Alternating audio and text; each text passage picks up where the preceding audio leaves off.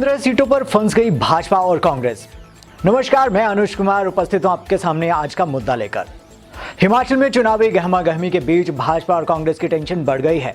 प्रदेश भर की 15 सीटें ऐसी हैं जहां दोनों पार्टियों की अग्नि परीक्षा होने जा रही है। कौन कौन सी हैं ये सीटें और क्यों भाजपा और कांग्रेस यहां पर फंसी हुई नजर आ रही है, हम पहाड़ी में इसी पर चर्चा कर रहे हैं अनिल अग्निहोत्री और राजेश शर्मा। ये सीटें बनवाएंगी सरकार।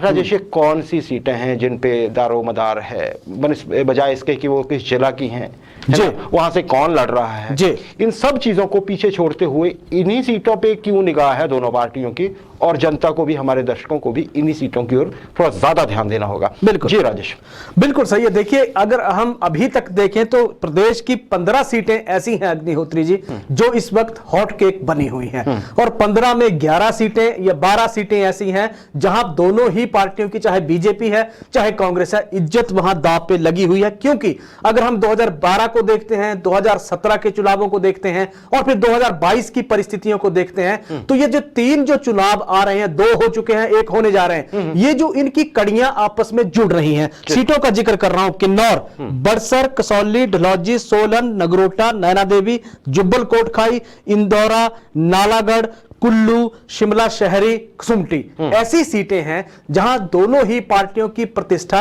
एक तरह से दबाव पे लगी हुई है। दोनों ही पार्टियों के लिए नाक का सवाल ये 15 सीटें बनी हुई है। जी जी जी राजेश, कैसे जरा आप बताएंगे? बिल्कुल, अब इन सीटों को अगर हम सबसे पहले देखते हैं अग्निहोत्री जी, तो कुछ सीटें ऐसी हैं जहां 2017 का जो वोट जो परसेंटेज थी, या फिर वोट के बीच में, मतों के बीच में जो जीत और हार का अंतर था, वो अंतर बहुत कम था। एक तरह से ऐसा था कि आप मान के चलिए 120 से लेके 1000 के बीच ये अंतर होता था। अब इसको नोटा से कैसे कनेक्ट हो रहा है, हम ये भी जोड़ेंगे, क्योंकि कई सीटें ऐसी हैं जहां आप जीत और हार से ज्यादा वोट तो नोटा को मिल गए थे, और नोटा इस वक्त क्या भूमिका इन चुनावों में निभाने जा रहा, इस पे भी हम चर्चा करेंगे। कसौली से डॉक्टर राजीव सहजल, क्योंकि स्वास्थ्य मंत्री बने जयराम कैबिनेट में, 442 वोट से जीते थे 2017 में। बड़सर से कांग्रेस के इंद्रदत्त लखनपाल 439 वोट से जीते थे।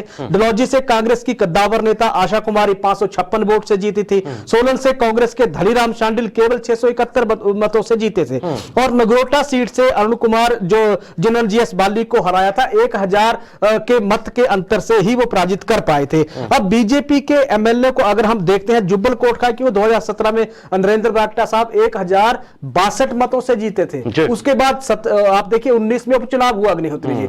उपचुनाव में अगर उसी को हम देखें, क्योंकि नरेंद्र बरागटा थे नहीं तब, और उनके बेटे निर्दलीय लड़े थे, लेकिन रोहित ठाकुर और जो निर्दलीय या फिर बीजेपी का, क्योंकि बीजेपी की कैंडिडेट की जमानत जब्त हो गई थी, लेकिन जो जीत और हार का अंतर था हजारों में पहुंच गया था। लेकिन 2017 में अगर हम बात करें, 1062 अंतर था। शिमला शहरी सीट से सुरेश भारद्वाज जीते थे 2017 में 1093 वोट से। इस बार सीट बदल दी है कसुमटी, इसलिए नाक का सवाल बनी हुई है उनके लिए। इंदौरा सीट से बात करें, रीता धीमान केवल 1095 वोट से उस वक्त जीती थी, जो कांग्रेस के कैंडिडेट थे कमल किशोर। अब कांग्रेस ने कैंडिडेट बदल दिया है, और कैंडिडेट बदल दिया है, कमल किशोर की जगह अब नया चेहरा वहां पार्टी ने उतारा है। अंतर किस तरह रहेगा, कैसे रहेगा, नाक का सवाल। ये सीट भी बनी हुई है कांग्रेस के लिए। लाहौल देखिए, डॉक्टर रामलाल मारकंड जो जीते थे 1478 वोटों से जीते थे, और कांग्रेस के लिए अगर हम बात करें तो टफ फाइट वहां पे एक तरह से हुई थी। जसवा परागपुर की बात करें, विक्रम सिंह उद्योग मंत्री बने, ट्रांसपोर्ट मिनिस्टर बने, 1862 मतों से जीते थे। चंबा से पवन नैयर, इस बार टिकट बदल दिया, उनकी पत्नी को ही दिया गया है, लेकिन वोट का अंतर फिर भी 2000 से नीचे था अग्निहोत्री जी, 1879 अंतर रहा था। अब इसमें अगर देखें तो कांग्रेस की चिंता कहां है? कांग्रेस की चिंता, कांग्रेस की 5 ऐसी सीटें हैं जहां 2017 में जो पार्टी के जो विधायक चुन के आए थे, 2000 से कम मतों से वो जीते थे। नैना देवी से रामलाल ठाकुर 1042 वोट से जीते थे। नालागढ़ से लखविंदर राणा 1242 वोट से जीते थे, क्योंकि नालागढ़ में उस वक्त केएल ठाकुर के साथ सीधा मुकाबला था उनका। बीच में जो हरदेव बाबा हैं वो निर्दलीय चुनाव लड़ गए थे। इस बार केएल ठाकुर निर्दलीय है, हरदीप बाबा कांग्रेस के कैंडिडेट हैं, और बिल्कुल तो मत का अंतर था 1242। फतेहपुर से सुजान सिंह पठानिया अब है नहीं, उनके बेटे हैं, लेकिन 1284 वोट से वो जीत पाए थे। कुल्लू से सुंदर सिंह ठाकुर 1538 वोट से जीते थे। सुजानपुर से आप देखिए कि बीजेपी के जो चेहरा थे वहां प्रेम कुमार धूमल थे, लेकिन राजेंद्र राणा 1919 मतों से वहां जीत दर्ज कर पाए थे।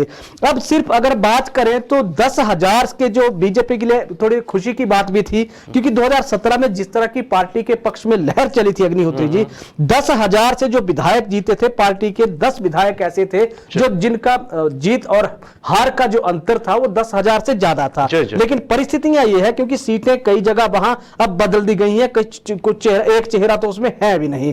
तो इसमें जो 10,000 से ज्यादा अंतर से बल से इंदर सिंह गांधी 12,811 वोट से जीते, बैजनाथ से मुल्खराज प्रेमी 12,669 वोट से जीते, पौंटा से सुखराम चौधरी 12,619 वोट से जीते, धर्मपुर से महेंद्र सिंह ठाकुर 11,964 वोट से जीते, ईश्वर है नहीं, सराज से जयराम ठाकुर 11,254 वोट से जीते, जयसिंहपुर से रविंद्र कुमार धीमान 10,710 वोट से जीते, गुमारमी से राजेंद्र गर्ग 10,435 वोट से जीते, सुलह से विपिन परमार 10,291 वोट से जीते और मंडी से अनिल शर्मा 10,257 वोट से जीते थे।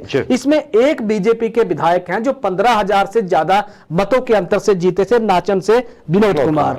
तो ये बीजेपी के लिए थोड़ी सी सुखद परिस्थितियों वाली सीटें हैं जो राहत दे रही हैं। लेकिन बहुत सारी सीटें ऐसी हैं जो 2000 से लेके 122 से लेके 2000 के अंतर तक बीजेपी एक तरह से जिनको या तो जीत गई है या फिर बीजेपी ने लूज कर दी है सीटें। तो ये परिस्थितियां हैं जहां भारतीय जनता पार्टी को सामने चुनौती भी है और फिर साथ ही साथ कांग्रेस के सामने एक तरह से खुला मैदान भी है। जी बिल्कुल, और शायद यही वजह थी, देखिए इतने विधायक कितने अंतर से जीते थे कि बीजेपी 48 लगभग % लेके 44 सीट ले गई थी राजेश जी, और कांग्रेस 41% लेने के बावजूद 22 पे अटक गई थी, क्योंकि देखिए बीजेपी के कुछ विधायक जो थे वो बड़े अंतर से जीत गए थे जी।